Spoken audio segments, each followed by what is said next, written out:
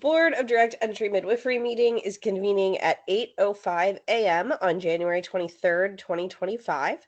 This meeting is being held in person and through Microsoft Teams video conference and is being recorded. The recording will be posted to the internet for public viewing. I will now call roll. Meredith Mantz, here.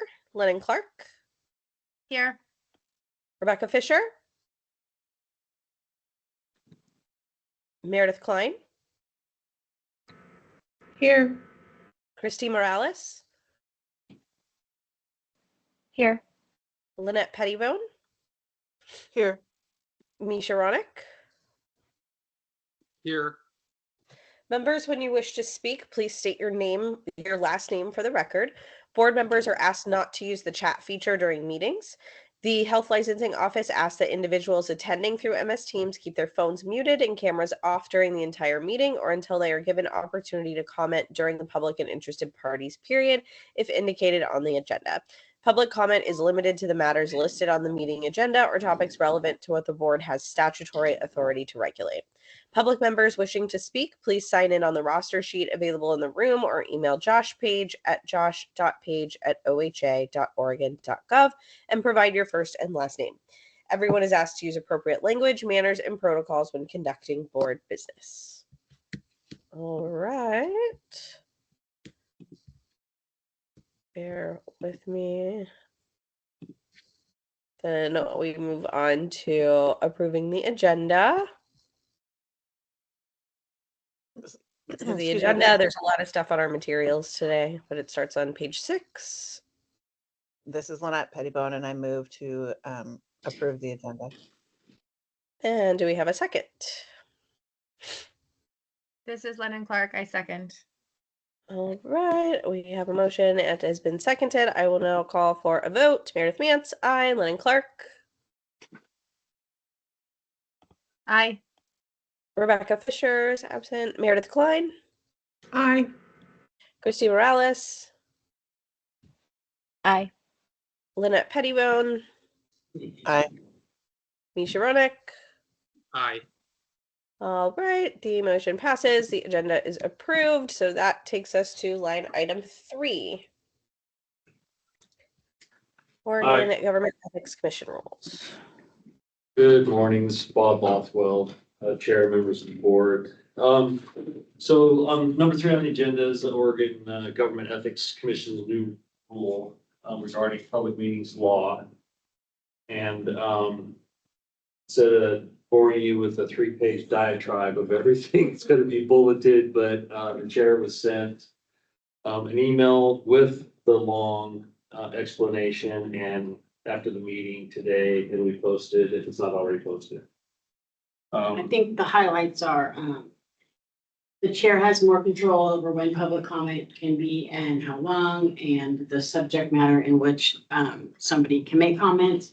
And that the Government Ethics Commission is watching boards and commissions very closely right now. They've already put out violations for people, for boards not following public meetings law. And if there's a violation, it would be against all the board. So that's kind of the highlighted pieces. Don't go off topic in executive session. Those things are like really new and poignant in the new rules. So we'll send this out to you, and you can email me if you have any questions or whatever. Those are kind of the highlights.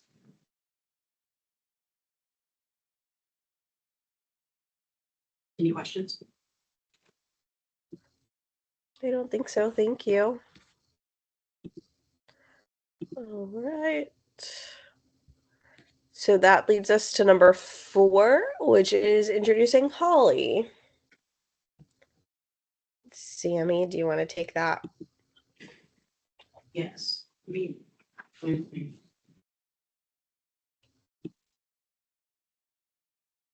we go.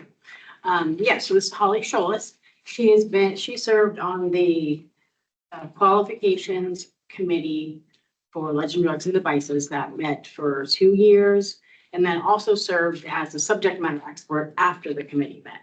So, so she helped, write the competencies, align the examinations, do the sourcing. It was a a lot of things happening. So we wanted to bring this, it's come up several times that we want this program, advice, we want this program up and running. So at the last meeting, we would have a schedule, and we do, and we'll look at that later, but just to have you put your eyes on what the committee did, and make sure that they're going in the direction that you want. Give us any feedback, so when we go back to committee again, because we're gonna do a rack, and then we're gonna invite the qualification committee people to come. They don't have to come, but we would like them to come.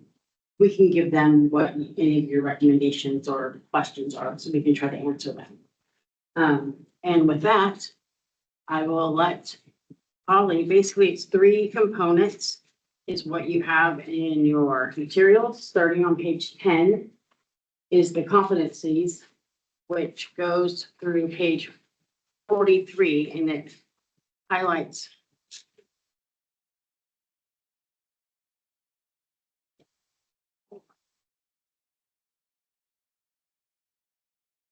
pharmacology, administration of medication through injection, treatment of shock, intravenous therapy, and suture. So there's a section for each of those.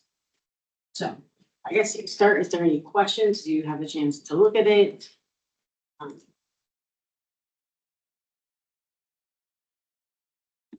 This is Lynette Pettibone, and I have a question. Can you remind me who is on the rack? I'm wanting to make sure that there's adequate diversity included in the rack, so that we don't incidentally create bias in the exam and materials. So today there is no rack. Today, at the end of the meeting, towards the end, you guys will give me recommendations on member positions that you think should be on the rack. Communities you think likely could be affected by the rule changes. So all those, I'll actually give you a little presentation, because we have so many new board members of kind of why we do rulemaking, how we do rulemaking, and then kind of the process. So we don't have a rack yet. So as soon as you guys give me all the information, then we'll start recruiting for rack members. I guess I'm confused then, because we did have a rack at one point that I thought developed this, what we're looking at now. Qualification committee developed this. Not a Okay. rack. It was a different thing. Okay, thank you. And Lynette, the list of the names of the people that developed this is in the document. It is on, sorry, I had it and then it moved.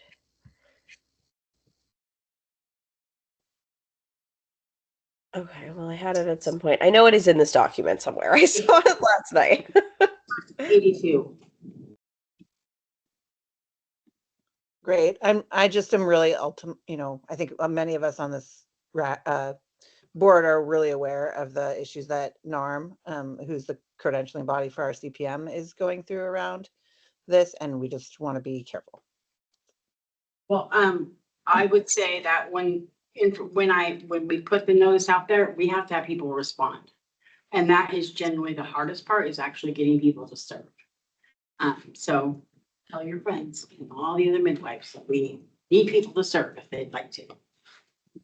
Well, I think we for this particular thing, it's great to go outside of midwifery, because midwives probably have some of the, or at least direct entry midwives probably have some of the least training in pharmacology. So it could be good to get, MDs, CNMs, NDs, all different kinds of provider types on that board. Yeah, and it's very difficult to get that.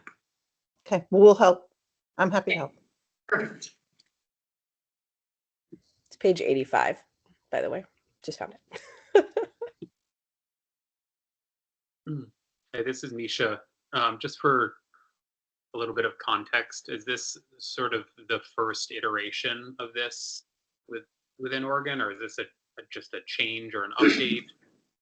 Is this kind of the first creation of the legend drugs document, and then process for exam and evaluation? No. I'll let you take this one. Yeah. Can you hear me? Can you guys hear me? I'm muted. I can't unmute myself. You can. Okay. It's a different kind of world. So I'm going to give the answer to your question is no, it's not. And let me give just a little background.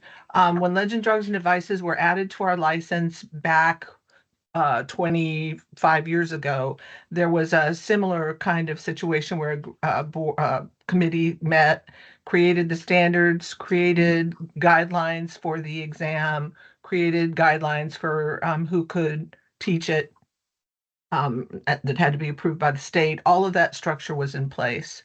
And it was required that every licensed midwife receive the original training and then do renewal training, and that they do the entire package of training, regardless of how many long they've been a midwife doing this, or, so it made sense when we implemented the law, to have every single licensed midwife get the training to make sure we were all on the same page and demonstrated the same skills.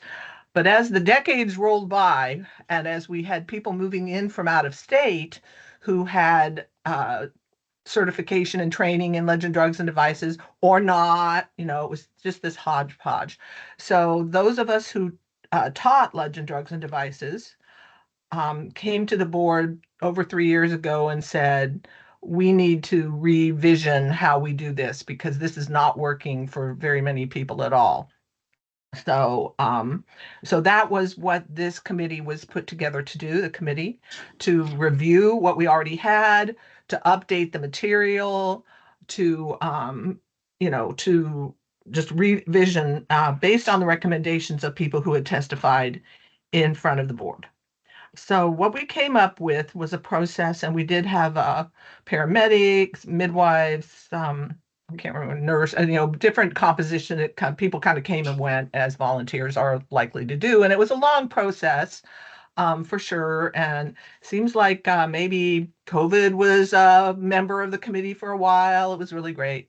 But what the process we did is we looked at the material we already had in the process and the feedback we'd gotten about how to make changes. And what we came up with, based on those recommendations, was a program where the student applicant is, or midwife wanting to be licensed, is responsible for obtaining her own education, however she does that, or he does that. And we created competencies through a process of grading importance and all that kind of stuff, to create the standardized competencies for the different topics that are Legend Drugs and Devices, that Sammy already said what they were. So those competencies are to guide applicants to licensure to get this endorsement, as to what they could potentially be tested over and what we expect them to know. And so that's why it's such a long document and has a lot of detail, although it does not include all of the detail about all of the medications. The expectation is that the student can look that up themselves and get the most current information. But because there is a variety of, say, definitions or of specific lists of things, we wanted to create a document that says, this is what we're expecting you to know, not what we're expecting you to read 27 different paramedic, pharmacology, nursing, and midwifery texts and try to figure out on your own. So those are the competencies, and those had a lot of input. And we also went through the process of looking at the skills that would be tested. And so the idea is, I'm an applicant for licensure in Oregon, and I have to take 2 sets of tests. I don't have to attend any workshops. I don't have to attend specific classes. I have to get my own knowledge and skill however I get it. But then I do have to pass a written exam on knowledge and a skills exam on the specific skills. And so we put a lot of work, and I put a lot of work into creating those sets of information. So what are the skills, and break each skill down into individual steps, so that the idea with your skills exam document is that a preceptor of the exam, the examiner of the skills, and it doesn't have to be one person, it could be different people doing different skills, would if they've met the criteria and they cannot be the applicant's actual preceptor that they've worked with in order to avoid conflict of interest, that they would have a document that tells them with a place to check off they've done exactly this thing. Have they done this thing? Have they done this thing? And what are the essential things that they have to do? Right? So, and in what order do they have to do them, so that it's very straightforward for an examiner to examine a student. And these skills examination specifics are available to the students too. It's not a big mystery. We just want to make sure that excuse me, I'm coming down with something cruddy, which is part of why I'm not there in person. So that an applicant has safe skill knowledge, that they're not going to kill somebody or hurt somebody. So that's one component. And then the other component is, of course, the exam specifics. And I basically did this work because it was very detailed and complex work, although it has been looked at by, the group. And it was to take the prioritized list of competencies that the committee came up with. These are the essential things that you need to test over. You can imagine you could have a test that is 4,000 items long and still not have covered everything there is to cover in Legend, Drugs, and Devices. So that, it turned out, OHLO was not pleased with the idea of a 4,000 item test. I know. I mean, how unreasonable can you be? But pretty unreasonable, it turns out. So then we reduced it down. And, it's hard because you think everything is important. Every gauge square swipe, every little piece of information is kind of important. So our basic criteria literally was, is this something that she needs to know so she doesn't kill somebody, right? Like the basics. And or needs this information to be able to make appropriate decisions for using an antihemorrhagic or whatever. So things like dosage and mode of administration and a variety of things, which you can see what they were. So then once the group had the priority list, these are the most important, these are the second most important, these are the third most important, then the questions had to be the topics had to be made into actual questions. And that turned out to be a two-part process. One, it took a lot of time. One was finding the answer. That didn't take that much time. And then was the finding 3 not answers that are reasonable. So take a spaceship to Mars is not a correct answer, but it just was too much of a giveaway, right? So finding answers that are reasonable, that could maybe in some universe be an actual answer, but that meet the not totally observed criteria was the first level. So getting the right answer, getting wrong answers, and then finally we had to get all of the questions in the format that OHLO uses. So it's multiple choice. There can be not a single wrong answer within any one answer. So if you have a list of signs and symptoms, it can't be tricky in any way. There can't be like duplicate things going on. So it was a long process to create questions that meet all of the criteria. The correct answers there, the wrong answers make sense to some degree, and they meet all the criteria for OHLO, which means no true false questions, no listing questions. They have to be multiple choice. They have to be, so unlike say the NARM exam where some of the questions, often all the answers could be kind of correct, and 2 of them are clearly more correct than the other 2, but one of them is the most correct. This is not like that. This is like one of the answers, if you know it, should be clearly correct, and the others, there's no question that's wrong.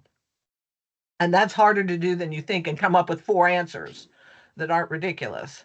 So that happened and was reviewed and multiple times. I reviewed with staff and researched alternative answers, make sure they weren't misleading and all of the things. So this was a very long process to get us where we are.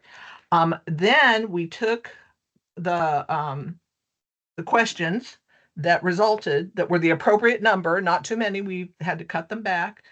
And we decided that some of them were essential questions that every single applicant had to take on their test, and that the rest of the questions could be put in a rotating bank to reach the total number of questions. So I'm not going to remember the exact number because I don't have it written down, but let's say the test is supposed to have 120 questions. Of those 120 questions, 80 of them will be on every single test. And the other 40 of them will come from a bank of questions, say another 80 questions, potential questions that will rotate from test to test, so that the tests are not going to be identical in every single question, but the core of every test is the same. Because there are some questions that everybody just needs to know the answer to, right? They can't not know about Pitocin, or whatever.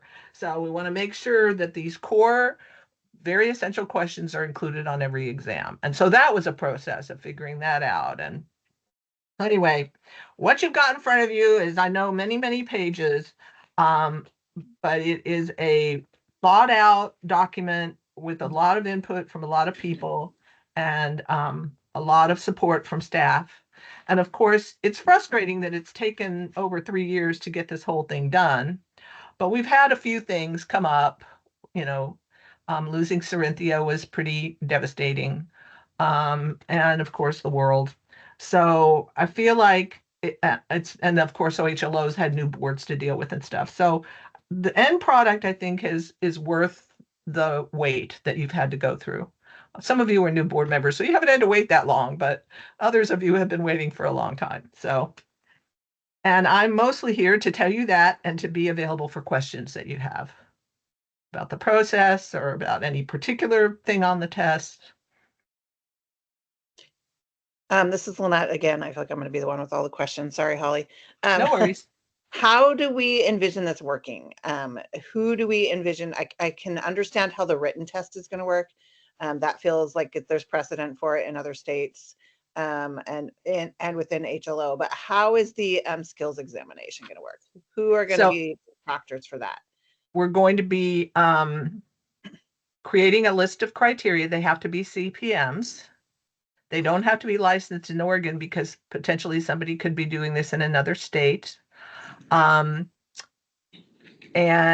they would submit a request to be a preceptor explaining their experience and their credentials and all that stuff. And they would be approved to be a preceptor for certain tests that they're qualified for.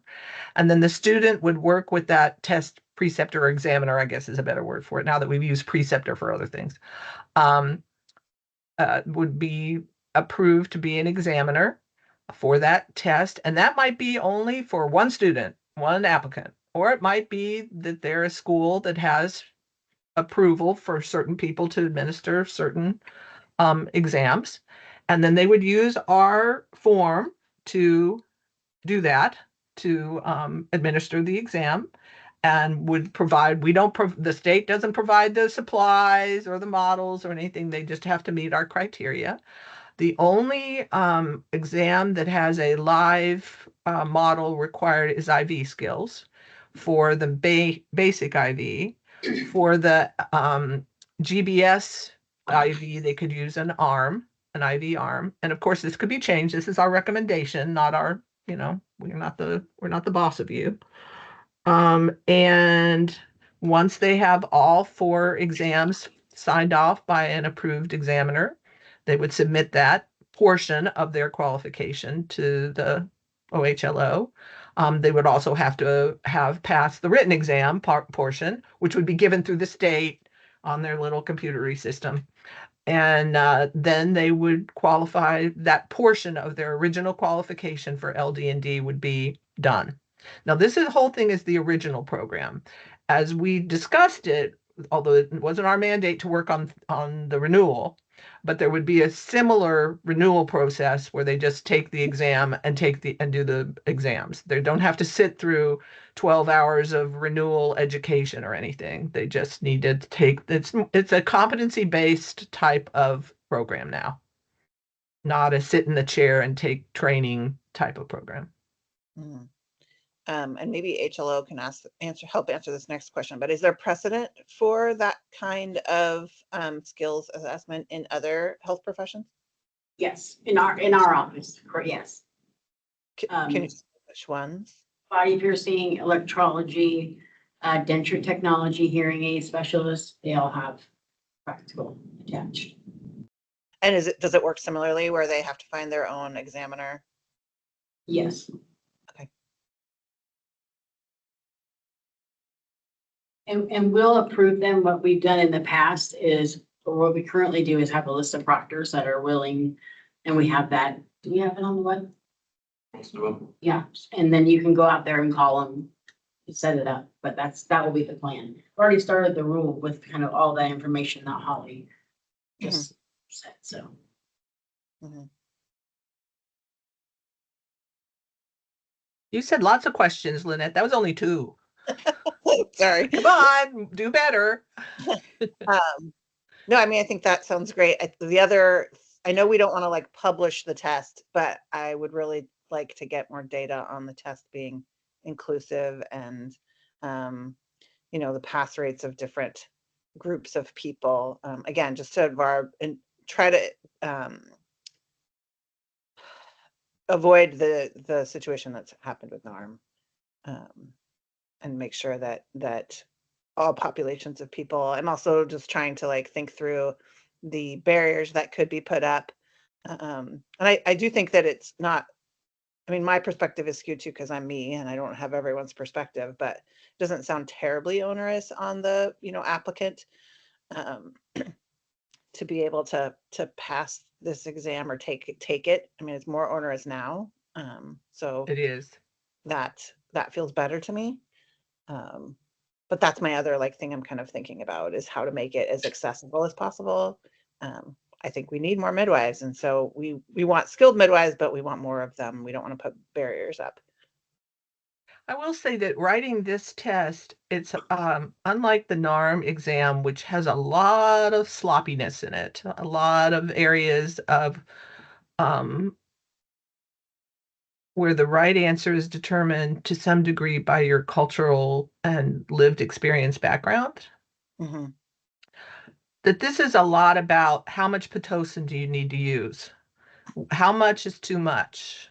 How long, what kind of storage considerations do you have? I mean, it's much more like that, a lot more like that than the NARM exam is, which is very situational and very, and the answers are partially right. And, this is like, is it okay to freeze Pitocin? The answer is no, so access to the information is a piece for sure.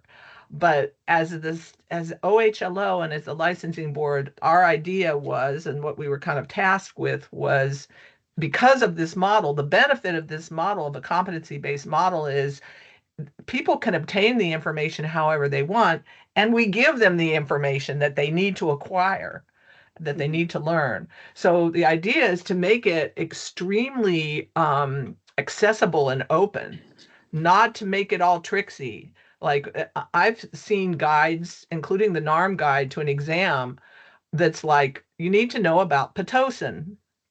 What do I need to know about Pitocin? Or you need to know about antihemorrhagics. That's even more specific, right? This is like, here's what you need to know about these drugs, and here's what we want you to know about storage, and here's what we want to know about disposal or whatever. So partly with that consciousness of how can we make sure that there are no barriers to being able to learn and give back this information in a testing situation. So the idea was, as we talked about it, and as OHLO, this would be Corinthia at the time, was like, and then we give the exam, and then we do some assessment of how the exam is. What are the pass rates, and are there certain questions that are problematic? And all of that feedback will be part of the process of doing this. Before, the state just gave guidelines, test over these things. And the tests could be great or they could be awful. We didn't know. So this is a way of making it a little more universal and hopefully reduce barriers. But so hopefully that helps you feel a little bit better about what we created. No, it sounds great, Holly. I really appreciate your time and effort on this. I know it was no small feat. Luckily, I know you have a background in kind of doing this. Big thing. background, super big background. Yeah, thank you. Holly, this is Misha. I think you might have just answered the question, but yeah, my question was just around keeping it as a living exam and process improvement. So like if certain questions aren't being consistently answered correctly, then is the information that we're providing and asking potential midwives to learn not quite on par? So that does it. There is a vision for that. Yes, through HLA. absolutely. And it's important both in two ways. It's important to make sure we're asking the questions correctly and not, what seems like an obvious question to us. An answer might not be that obvious, or the information might not be that easy for them to obtain. But the other piece of it is, and like you said, is it actually, if all the midwives are missing it, maybe we're missing something. But it's also important because things change and the information itself changes. And we have to add things and take things away. So it's going to have to be, to some degree, a living process. Now, in my world, that would be every 2 years, but it turns out that is an unrealistic expectation on Holly's part. That OHLA's expectation is more on a 5-year cycle, which is a lot better than the 0-year cycle that we had before. So, 25 years went by and nothing had been changed. So, or not quite 25, but so about every 5 years, the idea is to have gotten the feedback. And, we're not going to have, if we have 200 people over 5 years take this test, I'll be thrilled, because that's 200 potential new midwives to help. But we've had a very stable population of midwives in Oregon. Some die and retire and new ones come in. And so it's going to take, 2 years, we might not have a big enough N to know what's going on.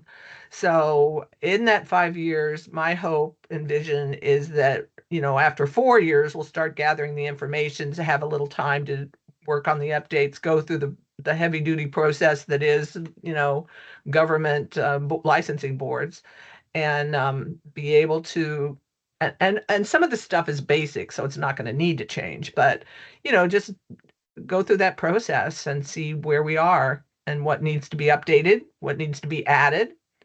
TXA wasn't even a thing when first we did Legend Drugs and Devices. And by that, I mean, it wasn't a thing anywhere really. So, and now it's, it's in our formulary. So yeah, that's the vision. We'll see, how you guys decide and what happens.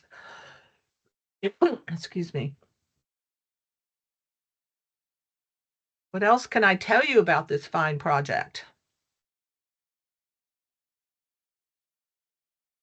I do think it's a piece of work, if you look through it, that you can be proud of. I think that when you look through it, you might go, why didn't they ask about this or that? And often it's because it wasn't as important, we thought, or there was no way to ask the question in the format that was needed for this test to be given. So, and believe me, there were 2 or 3 things, and I don't remember what they are off the top of my head. I'd have to dig through my old papers, that I tried mightily to come up with a way to ask that question, because it seemed like it should be at least on the rotating questions. But I could not find a way to to do it, and neither could other people I asked to help me work on it. Because in my world, tests are not 100% multiple choice with 1 clearly correct answers and 3 clearly incorrect answers that are not ridiculous incorrect answers. More listing and essay and that to demonstrate your knowledge. This, though, is not midwifery training per se. This is Legend Drugs and Devices specific training. And so I think this format works for this. It's not my first choice, but it's definitely easier to administer and grade this type of test. And it's easier to keep bias out of this kind of test. than it is to have open-ended questions. So there are strengths to this format, and it's been used in other by other boards on other written exams. So it's tried and true in that way. So.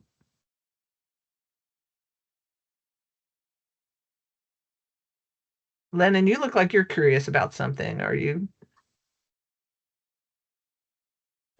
Just reading over it all. There's so many pages. It's so many pages. It is so many pages. Especially the exam, the written exam questions are so many pages. And it's all been proofread like 3 times, and but that doesn't mean that you're not going to find a thing, because sometimes you've looked at something so many times that you're just like, whatever. It looks great. Do you guys want to go through it page by page, or you? I don't know how you. That's like, no, I do not.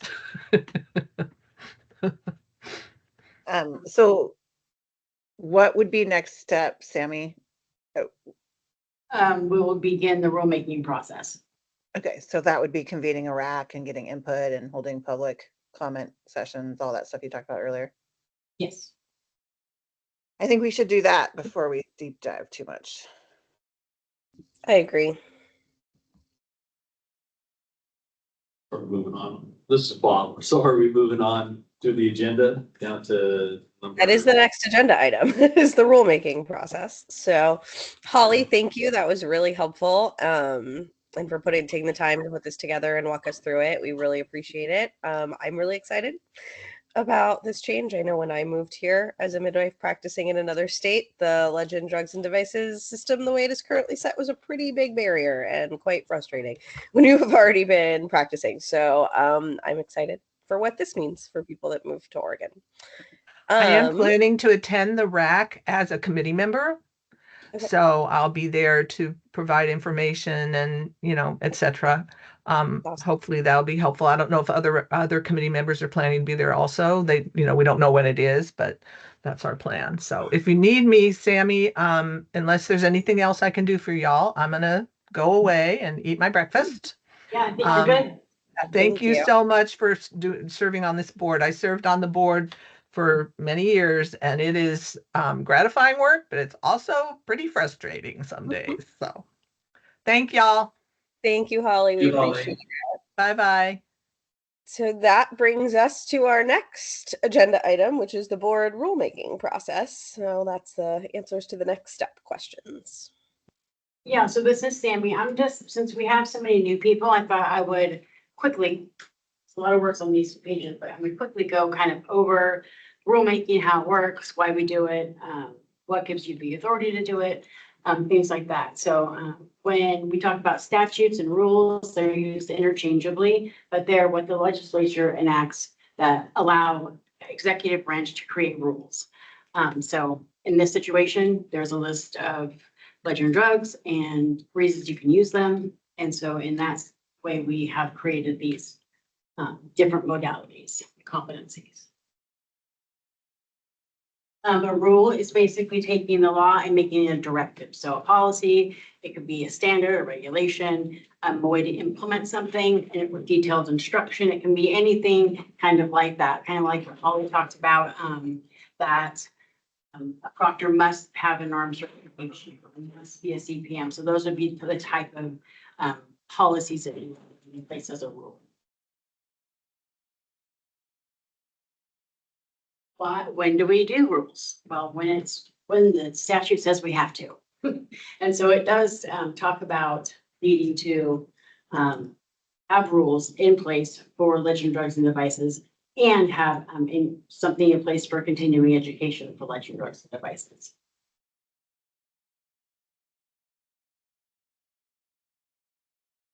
Here's an example of one that is. This is one we would not have to do a rule for, as it says very clearly. No, I'm sorry, that we would do a rule for. So yeah, you guys had to adopt practice standards, maintenance of records, peer review, all those things must be done, which is done. And all of these rules are how, what that corresponds with. When rules are not required is when they're clear, when it's clear in the law that we don't need to do anything else. And that would be an example of the NARM. So it says you have to have a CPM to get a license. So that can't be the driving test or any other midwife test or any other certification. It must be the CPM. We can't change that. So that would be one that we wouldn't change. Any questions so far?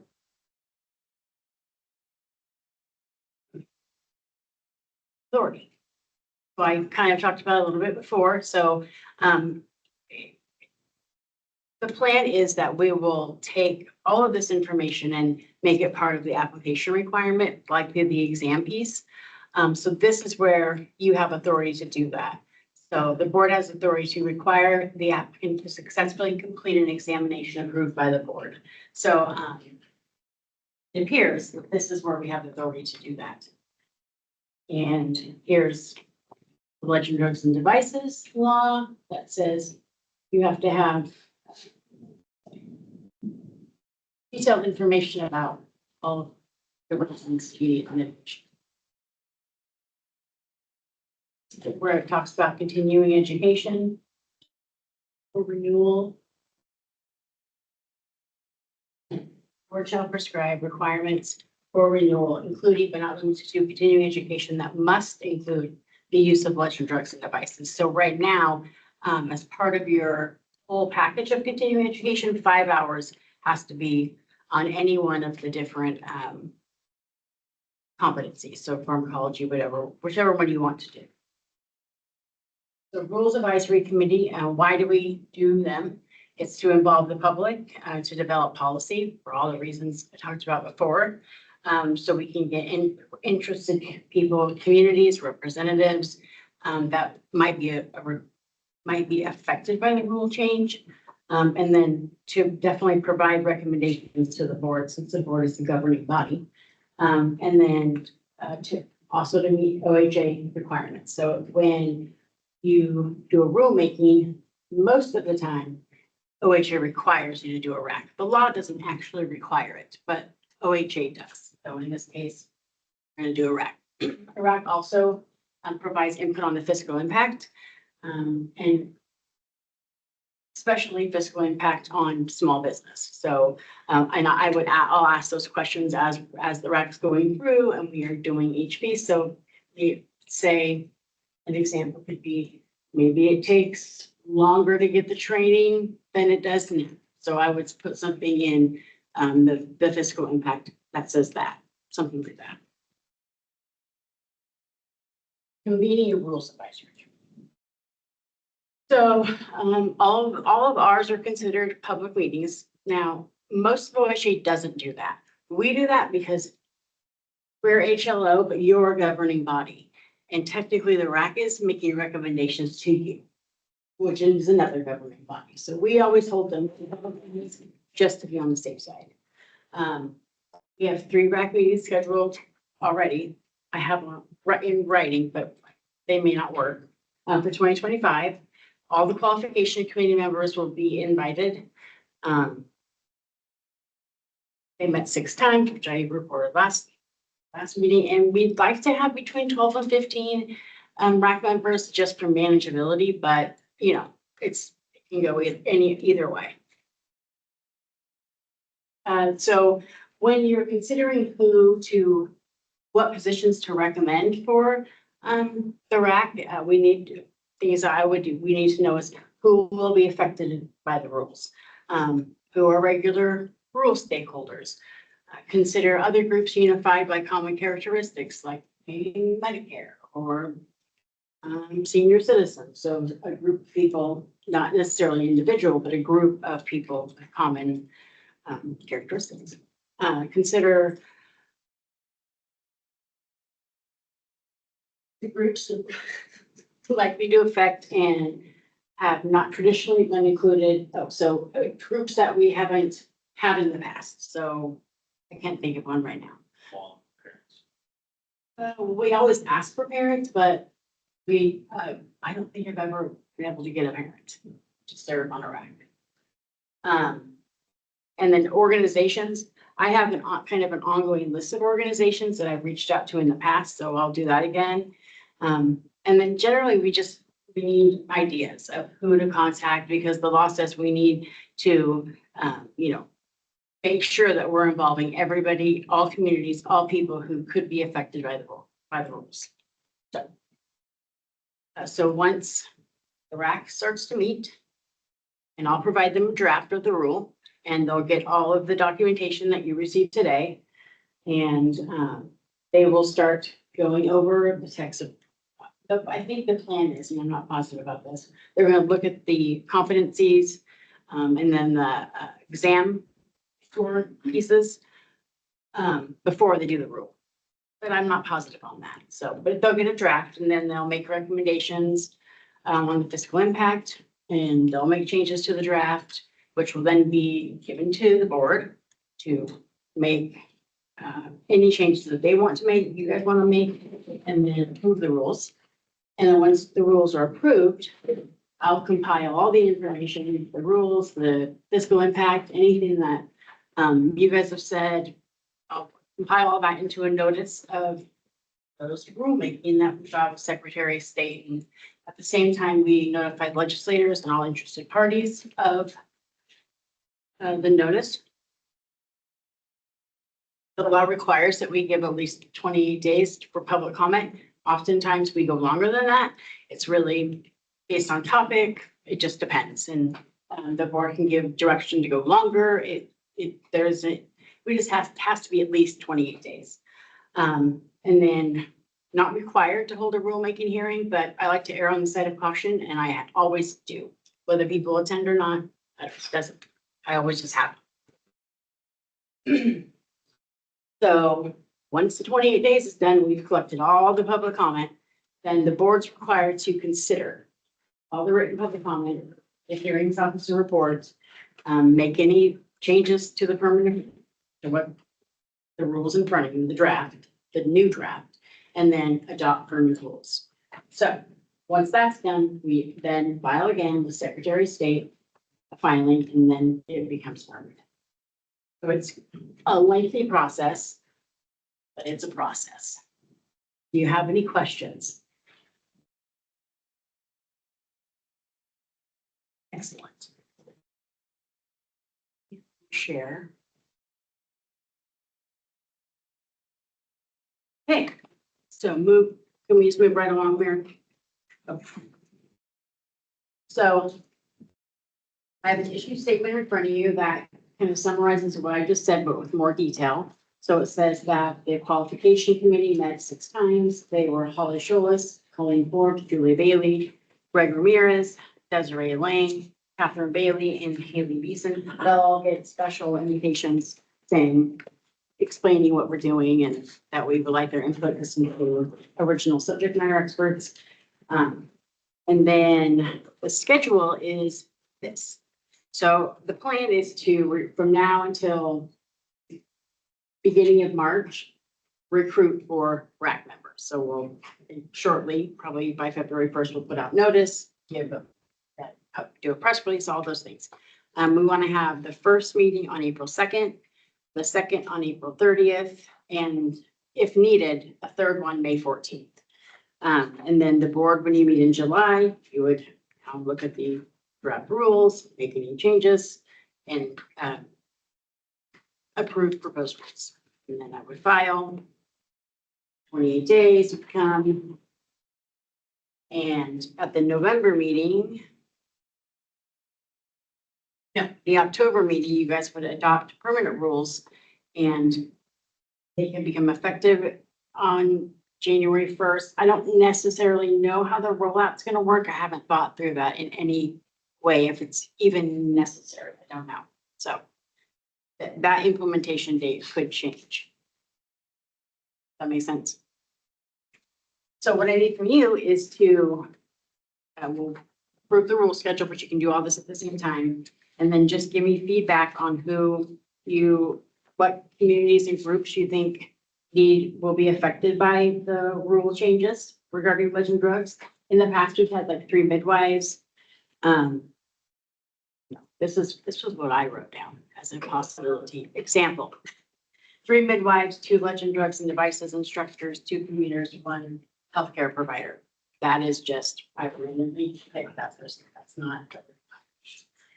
Some of the other groups I've reached out to in the past have been the Birthing Center Association, Oregon Midwifery Council, Forward Together, Healthy Birth Initiative, Oregon Perinatal Collaborative, Pacific Northwest Obstetrical and Gynecological Association, Basic Rights Oregon, Oregon Pediatric Society, Oregon Midwifery Foundation, Birth Matters Oregon. So several I have reached out to in the past, which I can do it, which I'll do again just because. But are there other ones that you, persons or communities, representatives of those communities that you think would be affected by the rule change? I think that I guess I don't totally know because I'm not involved in it, but the Naturopathic Association could be a good one. There's several naturopathic midwives in our community that could be. But I do think it's important also to, I don't know that there's organizations, but to maybe specifically invite some, BIPOC folks, which you did have a little, a couple organizations potentially representing that in your list, and perhaps LGBTQ populations. I was looking at the page, I think it's page 90, that has some other populations on it, rural people. I can think of a rural midwife that I would specifically invite, and I'm happy to extend that invitation. But I think that would be important as well. I actually think this committee doesn't necessarily need consumers on it, but I'm really curious what the other board members think. I think I'd rather fill those spots with like midwives, EMTs, natural people who are working with these tools already.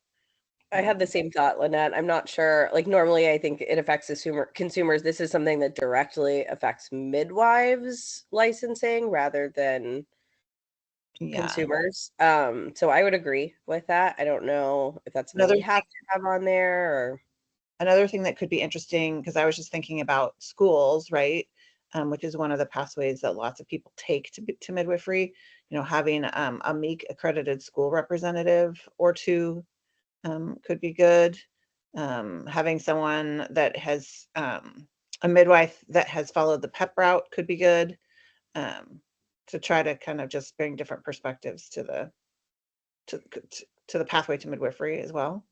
I think having a student or newly licensed midwife would be helpful as well, because I think we tend to, recruit more experienced midwives for these types of things. And this is something where we want like the fresh perspective of someone who's just going through the process. So I would like to hear from a student or someone who's maybe very newly licensed or graduated.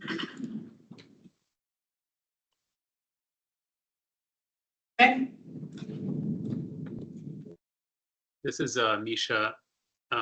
I don't have a lot to add, but I was just thinking, I don't know if in terms of expertise, if like having a clinical pharmacist involved just with like, I know they're not so much impacted, but they more have like expertise in drugs, and that seems like potentially relevant.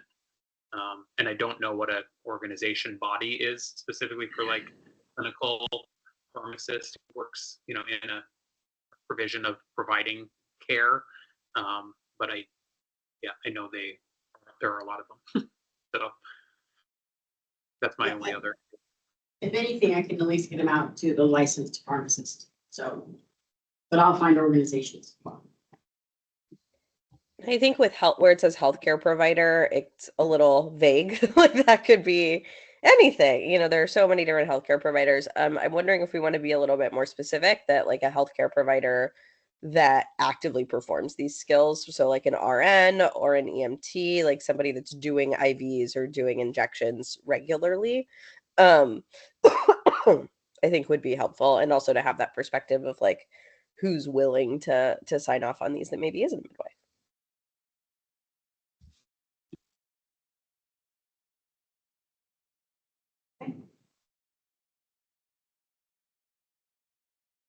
And a lot of this, like the BIPOC and LGBTQ is on the application and it's self-report. So if you tell me that you're Native American, I'm not going out and checking, right? So it's self-report. Hopefully we get them and we get a nice variety. But again, I only get what I get. Often it's not a lot. So push for people to apply. The application is in the materials, but they can call me. I don't think it's on the web, but it'll be sent out to everybody. Probably early February. Thank you, Sammy. Do we need to make a motion to approve the rulemaking timeline, or is that just kind of good to go? No, I would like you to approve it. Can I just say one more thing? Oh yeah, absolutely. Give Derek is actually the new Corinthia. So Derek and me are gonna be working together You gotta on turn your camera. getting this going. And Derek was previously, how many jobs did you hold? License. Two. So the executive assistants, we did all the recruitment for board members. You probably talked to him in that regard. And he also started in licensing. And you did midwives, right? Licensing. Yeah. So Derek, you guys will become familiar with Derek as we go. Thank you. Yes, but improve the schedule and we can get it started. Yeah. Does anybody want to make a motion on approving that rulemaking schedule or want to make a change to it? This is Lynette Pettibone, and I move to approve the proposed RAC rule schedule.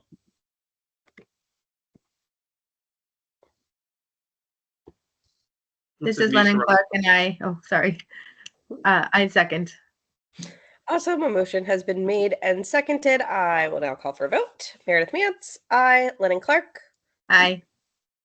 Meredith Klein, Aye. Christy Morales, Aye. Lynette Pettibone, Aye. and Misha Ronick. Aye. And the motion passes. So that approves our rulemaking schedule. Thank you for making that, Sammy. That's really helpful to have a timeline. Rebecca Fisher, Chair. Rebecca Fisher joined us. Okay. at E1, so you need to call her into your role. Great. Sorry, she was absent previously and I didn't see her pop up. Rebecca Fisher, would you like to vote on that? Aye. Great. Thank you. Sorry, I was late. That's okay. All right. So if there is nothing else on the LD&D plan, that moves us into our next agenda item, which is public and interested parties feedback. So at this time, the Board of Direct Entry Midwifery will hear public and interested parties feedback. Public comment is limited to matters listed on the meeting agenda or topics relevant to what this board has statutory authority to regulate.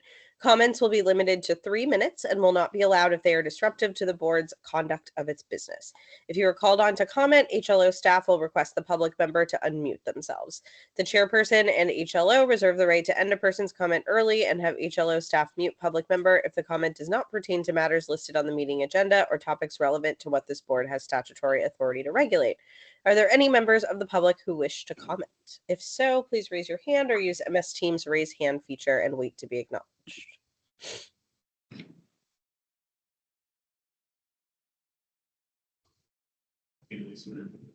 All right, Emily S. Smith.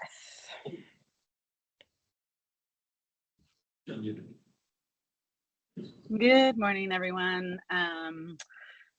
This is Emily S. Smith. I'm the Executive Director of the Oregon Midwifery Council and a community midwife in the Portland metro area. I'm here on behalf of the Oregon Midwifery Council's leadership. And I'm just following up on some questions I had at a previous board meeting that the Advocacy Council asked me to come back and return to with some more questions. And this is about a pattern of concern about a particular midwife or practice and what OMC as an organization can do to alert the board to our concern.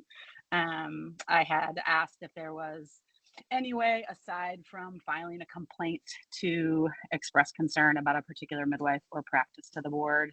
And, you know, kind of the response was file a complaint. So we're we're feeling kind of stuck in a particular situation. We have some concerning information about a practice that doesn't fit into the standard complaint process.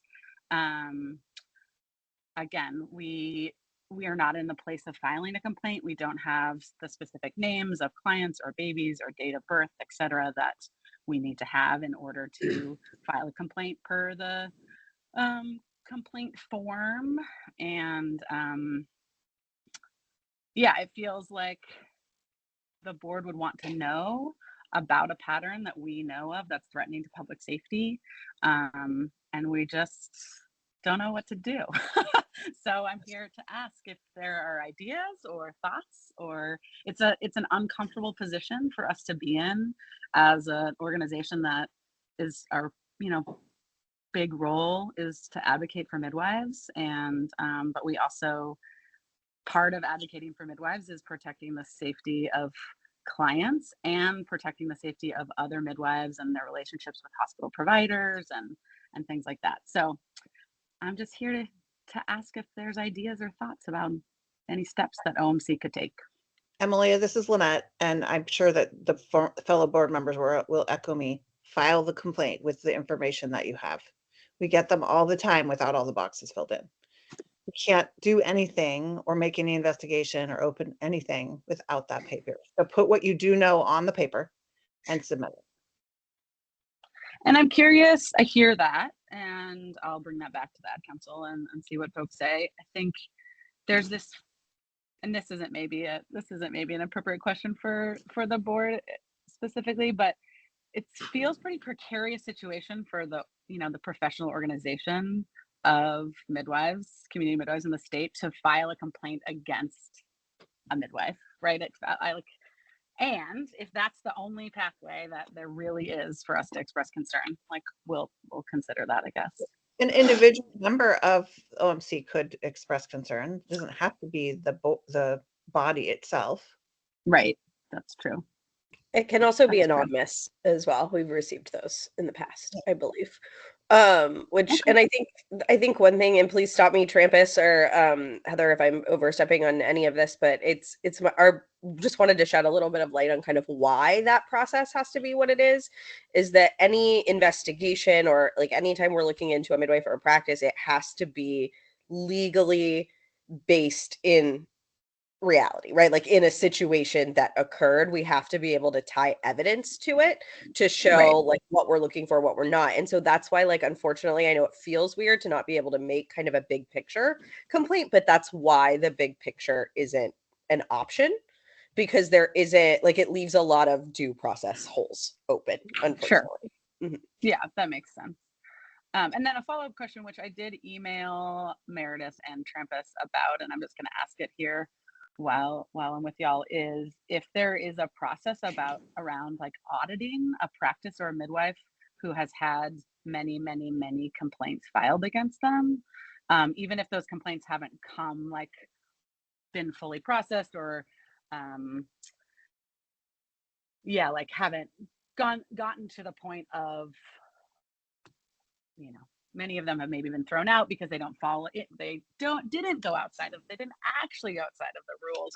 But if you are seeing lots and lots of complaints about a particular midwife or practice, is there any process of being like, we talked a little bit about like putting someone's license on hold or something like that, but like an audit process, is that something that exists?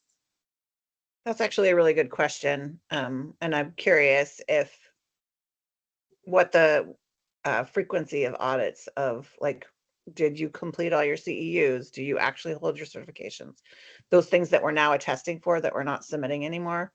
How often is that cycle, and how do we pick people? And maybe Emilia has a good idea that we maybe can pick people who have, more frequent complaints against their license. Chair, members of the board, this is Bob. So we do have a process. It is an automated process. It's random that we do, and we have a qualification section, and we will be sending letters out and requesting not just affirmation, but the evidence of them of any board that has to have CEUs, of evidence of them taking the CEUs. So there is that, but it's random. And I think if Emilia would file the complaint, you know, not everybody knows what complaints we received, and maybe she has information that we haven't received that would help us in the event that we've received several complaints on a specific individual or organization. And I thought I heard something about the practices, the business. If it's a birthing center that is not regulated by HLO. Right. I just was saying there's concerns about an individual midwife that's part of a practice and the practice as a whole. So it's kind of like two entities that are the same. Okay. So yeah, and you know, it doesn't even have to be a complaint form. We've opened complaints from emails, but a complaint form is preferable. So Okay. whatever you can provide us, as much detail that is possible, or you're comfortable, fact-based would be preferable, and you know, less speculation. But we get it. If we don't get the complaint, we don't have anything to work with. Yeah, and then I think the other concern that's come up in the thought around this is not wanting to compromise any sort of process that's already happening, any sort of investigation that is potentially already happening with this midwifery practice. And I guess it sounds like if OMC or an individual files a formal complaint, that's not going to do that, as opposed to just like chit-chatting about our concerns with, you know, someone on the board or something like that. Please. Okay. Yeah, please put chit chat. I'm not going to do that. File the complaint. We'll take it separately. It shouldn't impact an investigation, however it might. But just, yeah, file the complaint and we'll open it on the merit of the complaint, and then we'll go from there. Okay. All right. Thanks for that information. Appreciate it.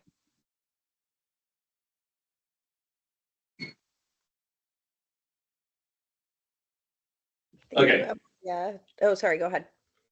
Oh, no, I was responding to Sammy. Well, we might have gone over the 3-minute time frame. No worries. Just wanted to see if we have, I guess, can I ask a question? This is a very new script for Yes. public comment that is much more restrictive than previous. And I was just kind of wondering where that came from and why. So I can start, Sam will probably take over, but from the new ethics rules that went into effect in October,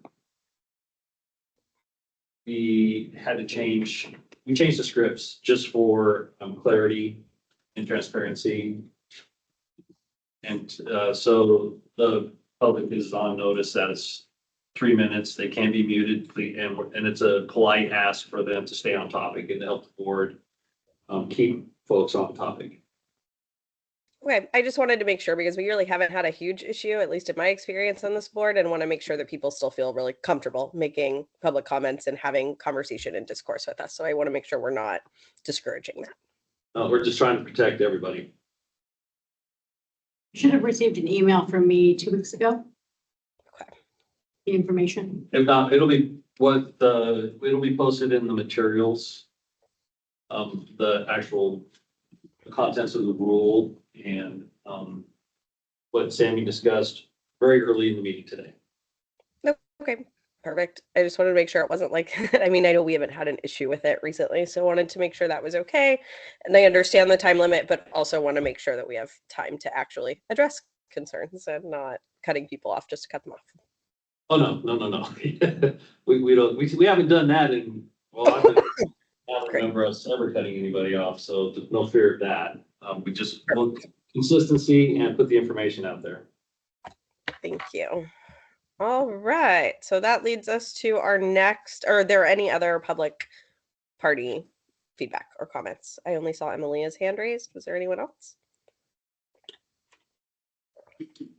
Okay, Seeing that there are no other public comments, then we can move to our next agenda item, which is executive session. This is number 9. Give us a the minute board- to, yes, thank you, Chair. Give us a minute to get some recordings switched over. Okay. Do I need to go ahead and read this one though? Isn't this one before the recording changes? Yeah. The Board of Direct Entry Midwifery will now meet in executive session pursuant to ORS 192.6602F and ORS 192.3559A and ORS 40.225 for the purpose of considering information exempt from public disclosure at 9:15 a.m. on January 23rd, 2025. Representatives of the news media shall be allowed to attend the executive session. Audience members attending through MS Teams will now be moved into a separate breakout room, and audience members attending in person are asked to leave the room both for the duration of executive session. Those authorized to attend executive session, please continue to keep your phone muted and camera off. Are there any representatives of the news media on MS Teams? Chair, I don't believe there are. Recognizing there's no news media in attendance, the public will be moved into a separate breakout room for the duration of the executive session. We will return to open session before taking any final action or making any final decisions. What is our time estimate on this one? About 30 minutes, around 9:45.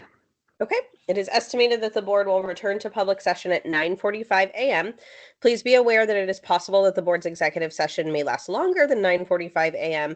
If the public has any questions about whether the board is still in executive session, the public can contact Josh Page at josh.page@oha.oregon.gov. The Board of Direct Entry Midwifery will now exit executive session and reconvene open session at 10:02 a.m. No final decisions were made and no votes were taken in executive session. Pardon me. The public will be moved from the breakout room back into the meeting, and representatives of the media may once again report all board discussions and actions. So that is agenda item 10. And now we turn around and do agenda item 11, which is another executive session. The Board of Direct Entry Midwifery will now meet in executive session pursuant to ORS 192.6602F and ORS 676.595 for the purpose of considering information or records that are exempt by law from public disclosure at 10:02 a.m. on January 23rd, 2025. Representatives of the news media shall be allowed to attend the executive session. Audience members attending through MS Teams will now be moved into a separate breakout room, and audience members attending in person are asked to leave the room both for the duration of the executive session. Those authorized to attend executive session, please continue to keep your phone muted and your camera off. Are there any representatives of the news media on MS Teams? Recognizing that there are no news media in attendance, the public will be moved into a separate breakout room for the duration of the executive session. We will return to open session before making any final action or before taking any final action or making any final decisions. Do we have a time estimate? Travis, do we have time? I would say 45 minutes to an hour. Okay. It is estimated that the board will return to public session at 10:45 a.m. Please be aware that it is possible the board's executive session may last longer than 10:45 a.m. If the public has any questions about whether the board is still in executive session, then the public can contact Josh Page at josh.page@oha.oregon.gov. The Board of Direct Entry Midwifery will now exit executive session and reconvene open session at 1:03 p.m. No final decisions were made and no votes were taken in executive session. The public will be moved from the breakout room back into the meeting, and representatives of the media may once again report all board discussions and actions. All right, so we are back This is here. also Meredith Klein. I joined again by phone while driving. All right. So we are on to item 13, board motions and votes. Do we have motions? Yes. This is Lynette Pettibone, and I move that in case number 24-11081, that we close without further action. Do we have a second? This is Christine, I second. This is Misha. I will now call for a vote. Meredith Mance, aye. Lennon Clark. Aye. Rebecca Fisher, absent as of 12 p.m. Aye. Christy Morales. Aye. Lynette Pettibone. Aye. Misha Ronick. Aye. The motion passes. Do we have more motions? Yes. This is Lynette Pettibone again in case number 22-10585. We issue a notice of intent, disciplinary action to include a $2,000 civil penalty, attendance at a perinatal collaborative transfer meeting within 6 months, courses in professional ethics and interprofessional communications to be taken within 6 months, offer an informal settlement conference and include the cost of proceedings, delegate to the chair the ability to approve the final written notice. This is Christina, second. All right, motion has been made and seconded. I will now call for a vote. Meredith Mance, aye. Lennon Clark. Aye. Meredith Klein. Aye. Christy Morales. Aye. Lynette Pettibone. Aye. Misha Ronick. Aye. All right, that motion passes. And this is Lynette Pettibone again in case number 23-10754. I move that we issue a notice of intent with disciplinary action to include a $1,000 civil penalty, which can be stayed with a class in risk assessment to be taken within the next 6 months and no further disciplinary action. We would like to impose the cost of proceedings and offer an informal settlement conference, as well as delegate to the chair the ability to approve the final written notice. This is Christina, second. I will call for a vote. Meredith Mance, aye. Lennon Clark. Aye. Meredith Klein. Aye. Christy Morales. Aye. Lynette Pettibone. Aye. Misha Ronick. Aye. All right. And this is Lynette Pettibone again in case number 24-11172. I move that we open an investigation. This is Christina, second. All right, I will now call for a vote. Meredith Mance, aye. Lennon Clark. Aye. Meredith Klein. I'm going to abstain because I'm not looking at it and I can't remember. Okay. Christy Morales. Aye. Lynette Pettibone. Aye. Misha Ronick. Aye. All right, that motion passes.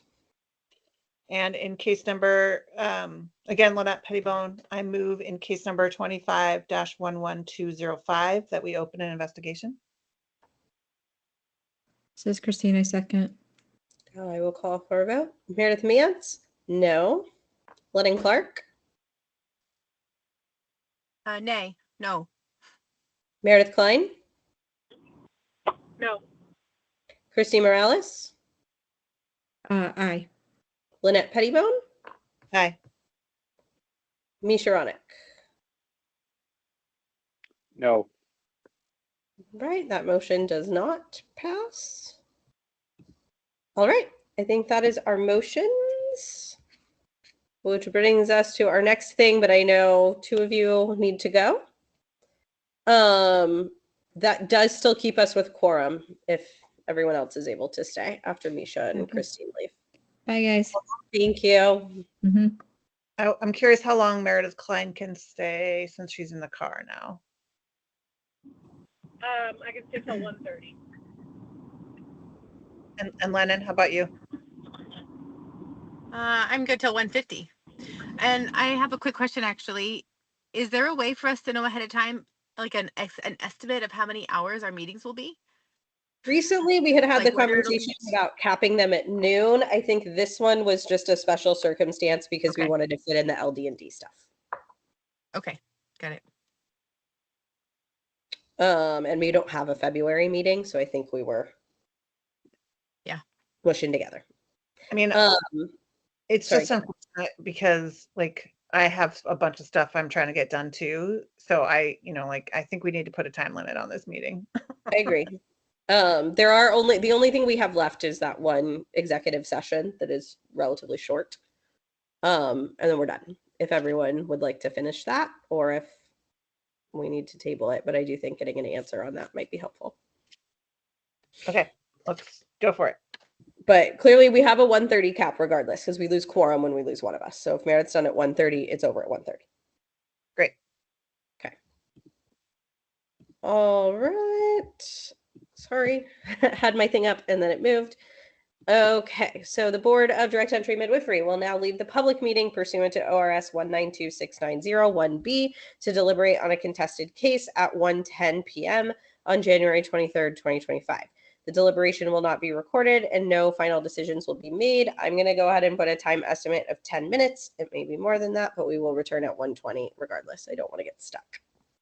All right, the Board of Direct Entry Midwifery will now reconvene open session at 1:20 p.m. No final decisions were made and no votes were taken. The public will be moved back from the breakout room and representatives of the media may once again report all board discussions and actions. That brings us to item number 16, which is a board motion and vote.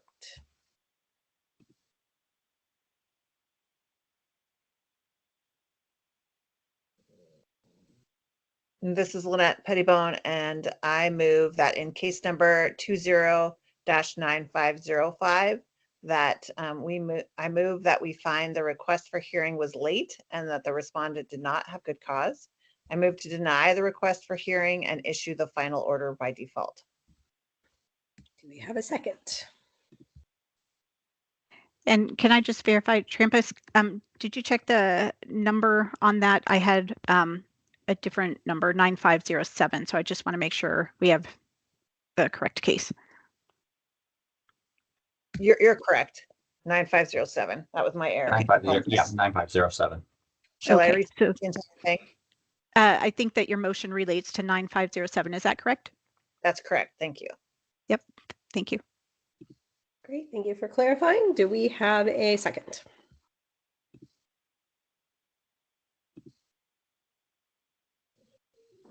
This is Meredith Klein, I second.